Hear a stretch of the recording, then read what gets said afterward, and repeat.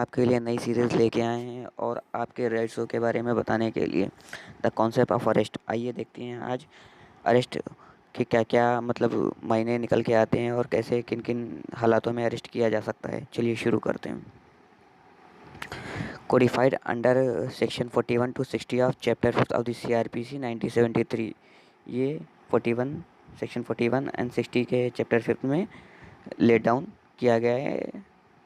चलिए शुरू करते हैं।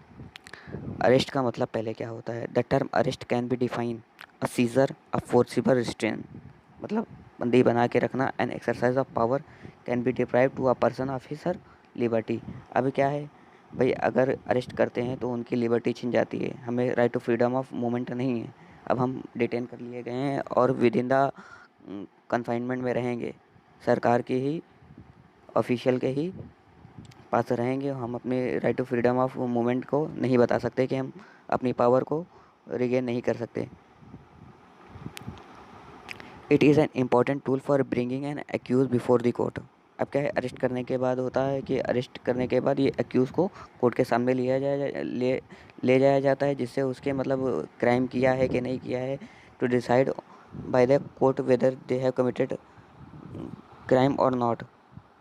अब क्या है, and arrest also serves the purpose for notifying society. अब क्या है, अरेस्ट करने से लोगों को ये भी अवेयरनेस आती है कि अरेस्ट किया गया है जिस बंदे को, वो कौन से रीज़न के बिहाइंड में किया गया है। अगर कोई इंडिविजुअल ने कोई क्राइम किया है तभी अरेस्ट किया गया है, और कोई भी सोसाइटी उसके अगेंस्ट में जा नहीं सकती।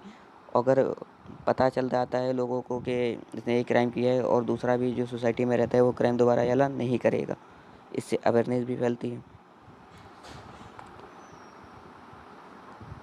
What's the procedure. अब प्रोसीजर क्या है अरेस्ट करने का। The mode of arrest is mention under article section 46। It is mention in 46 of CRPC 1973. Arrest uh, arrest have been mentioned in the 46 of CRPC 1973. In arresting a person, the person so arrested should not be handcuffed.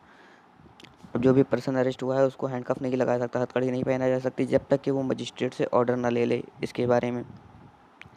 In making an arrest the police officer, अगर किसी को arrest करना है, should be, भाई बिना ऐसे ही तो virtually तो अरेस्ट कर नहीं सकते भाई, उसको छूना पड़ेगा, उसको पकड़ना पड़ेगा और उसको अरेस्ट करना पड़ेगा।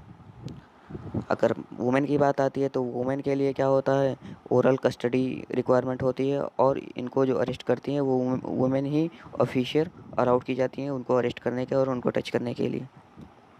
If such person forcibly resist the endeavour, अगर जो कन्विक्ट है, जो भी एक्यूज है, अगर वो रेसिस्ट करता है कि मतलब उसको अरेस्ट ना किया जाए और वो भागने की कोशिश करता है, such police officer may use all reasonable force to make an arrest.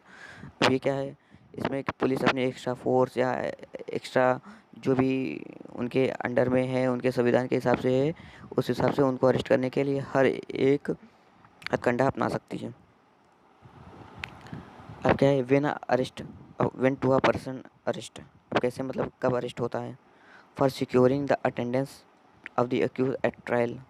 अब देखते हैं, when an individual is required to be tried by the court, जब बुलाया जाता है, the charge offences under any prevent law, his his presence before the court becomes indispensable.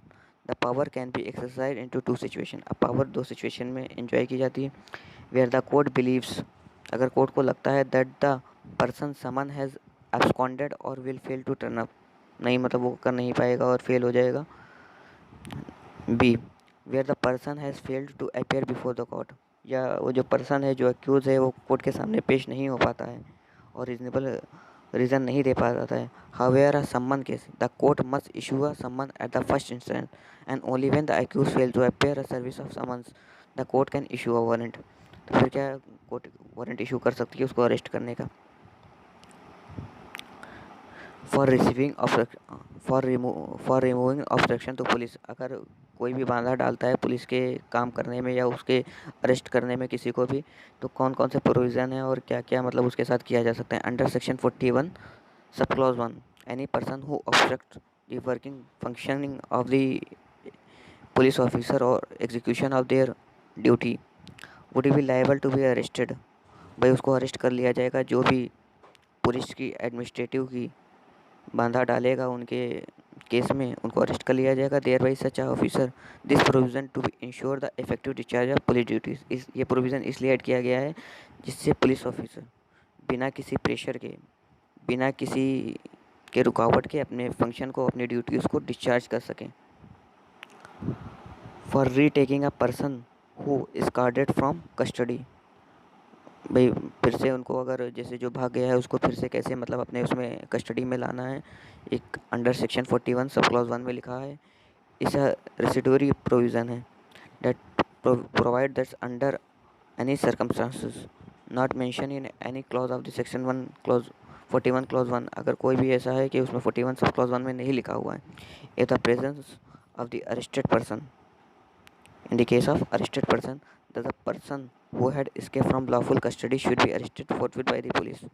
अब क्या है, जो भाग गया है उसको अरेस्ट करने के लिए, जो अगर 41 सब क्लॉज 1 में नहीं लिखा गया है तो उसको मतलब लॉफुल कस्टडी में फिर से डिटेन किया जा सकता है। As a preventive precautionary measure. अब प्रिवेंटिव प्रिकॉशनरी मेजर्स क्या है, अब जैसे कोई भी दंगा या कोई भी लड़ाई होने वाली है, उनको लगता है कि ये उसमें संदिग्ध हो सकते हैं, इसलिए उनको पहले ही प्रिवेंटिव बोला जाता है कि मतलब वो क्राइम कमिट करने से पहले ही उनको अरेस्ट कर लिया जाएगा, जिससे कोई ज़्यादा नुकसान ना हो। The code of criminal procedure empowers the police officer.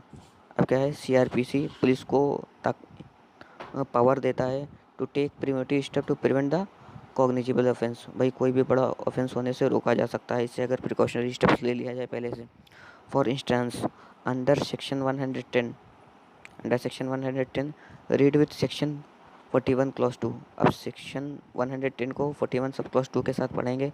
Habitual offender, जो मतलब उनकी आदत होती है कि भाई दूसरे के पट्टे में पैर डालना ही डालना है, मतलब कोई भी लड़ाई झगड़ा फ़ौरन उसमें वो उनका हाथ रहता ही रहता है हर एक हाथ में। And ex convict may be arrested. Ex convict को मतलब उसको अरेस्ट किया जा सकता है to maintain peace in order to in specific area, उसको पहले ही अरेस्ट कर लिया जा सकता है। For obtaining the correct name and address. अब अरेस्ट करने के अगर वो गलत नाम बताता है या गलत एड्रेस बताता है तो भी उसको अरेस्ट कर लिया जा सकता है। ये कौन से सेक्शन के अंडर आर्टिकल में? Section 42 of this code provide that the police can arrest a person. Section 42 हमारे पुलिस को एम्पावर्स करता है कि वो पर्सन को अरेस्ट कर सकता है अगर कोई भी संदिग्ध आदमी अपना एड्रेस, अपना फुल नाम बताने से मना करता है या गलत नाम बताता है या एड्रेस बताता है। The provision of this section is applicable if either of two essential prerequisite is satisfied. अगर लगता है उनको कि ऐसा ज़रूरी है तो ही करेंगे। Firstly the person either commit a non cognizable offence, अगर उन्होंने नॉन कॉग्निजिबल ऑफेंस किया है in the accompaniment of a police officer, उनके साथ गलत व्यवहार किया या कुछ सही नहीं किया। Secondly the person is accuse of committing such offence, जिसने भी ये ऑफेंस किया है in the presence of police officer, उनको भी अरेस्ट कर लिया जाएगा। अब क्या होता है, एक इसी से रिलेटेड एक केस को डिस्कस कर लेते हैं, DK Basu versus state of West Bengal. क्या था, despite various attempt to issue proper guideline to eradicate the possibility of committing torture. अब जैसे कि आप देखते हैं कि पुलिस कस्टडी में टॉर्चर होता है और बहुत सारी कस्टोडियल डेथ भी होती हैं। In order to prevent them एक लॉ बनाया गया, मतलब कस्टोडियल डेथ ना हो। एपेक्स कोर्ट ने एक केस इशू किया कि भाई कोई भी किसी भी केसेस के अंदर में अगर कोई अरेस्ट होता है, डिटेंशन होता है, ये सब चीज़ें नहीं होनी चाहिए। इम्पोर्टेंट गाइडलाइंस बताई उन्होंने, देखते हैं कि क्या क्या इंपॉर्टेंट गाइडलाइंस थी। The person to be arrested must be inform of the ground arrest as per section 50 of CRPC। अगर कोई भी पर्सन को अरेस्ट किया जाता है तो भाई उसको उसके अरेस्ट होने के ग्राउंड बताएं, क्योंकि ये आर्टिकल सेक्शन 50 ऑफ CRPC में मेंशन है। क्योंकि और ये हमारा आर्टिकल 22 का वायलेशन भी है अगर नहीं बताते हैं of Indian constitution. Preventive detention. It is the duty of the officer in charge to inform a person whether offense is bailable or non bailable। अब ये जो इंचार्ज ऑफिसर होता है जिसने कमिट किया है या एक्यूज़ है, क्राइम किया है, उसको भाई बताएगा, इन्फॉर्म करेगा कि मतलब उसकी बेल हो सकती है या नहीं हो सकती है। Under section 41, second, under section 41 police have right to arrest a person without a warrant. Section 41 में लिखा है कि पुलिस किसी भी आदमी को बिना वारंट के अरेस्ट कर सकती है, without an immediate arrest is needed. Whenever there is a immediate arrest is needed, they can arrest a person without a warrant and no time to approach the magistrate or obtain a warrant। अब भाई इतना उनके पास time नहीं है कि वे magistrate के पास जाएं और अपना वारंट इशू कराएं और उसको अरेस्ट करने के लिए फिर जाएं, तो वो अरेस्ट कर सकते थे। लेकिन इसको भाई बहुत से लोगों ने, भाई पुलिस ऑफिसर ने जब इसका मिसयूज़ होना शुरू कर दिया, तो सेक्शन को अमेंड करके उनकी पावर को रिस्ट्रिक्ट करने लगे, जिससे कोई भी मतलब अपनी पावर को ओवर यूटिलाइज ना करे, ओवर रिडन ना करे। The notice should be made of credible information is receive, section 41A। 4, the arrested person has right to meet an advocate. जो अरेस्ट किया गया है, जिसको डिटेन किया गया है, इसके पास राइट है कि एडवोकेट वकील से मिल सकता है अपनी चॉइस के उससे। और ये under section 41D and section 303 of CRPC के मेंशन है। द पर्सन अरेस्टेड, जिस पर्सन को अरेस्ट किया गया है, उसको भाई राइट है कि अपनी फैमिली, अपने दोस्त, अपने रिलेटिव को इन्फॉर्म कर सकते हैं under section 50 of the CRPC। ये हमारे CRPC में मेंशन है। The arrested person has a right to be detain for more than 24 hours. जिस कोई भी पर्सन को 24 घंटे से ज़्यादा अरेस्ट नहीं कर सकते, उसको डिटेन नहीं कर सकते without being presented before a magistrate, बिना अनुमति के उसको, क्योंकि 24 घंटे के अंदर मजिस्ट्रेट के सामने पेश करना रहता है। एंड अनलॉफुल इलीगल अरेस्ट, जिससे भाई मजिस्ट्रेट पता लगा पाए कि पुलिस अपनी पावर का गलत इस्तेमाल तो नहीं कर रही है, इलीगल डिटेंशन तो नहीं है। अगर इलीगल डिटेंशन होता है तो उसको फ़ौरन पुलिस की कैप्टिवेशन से छोड़ दिया जाता है।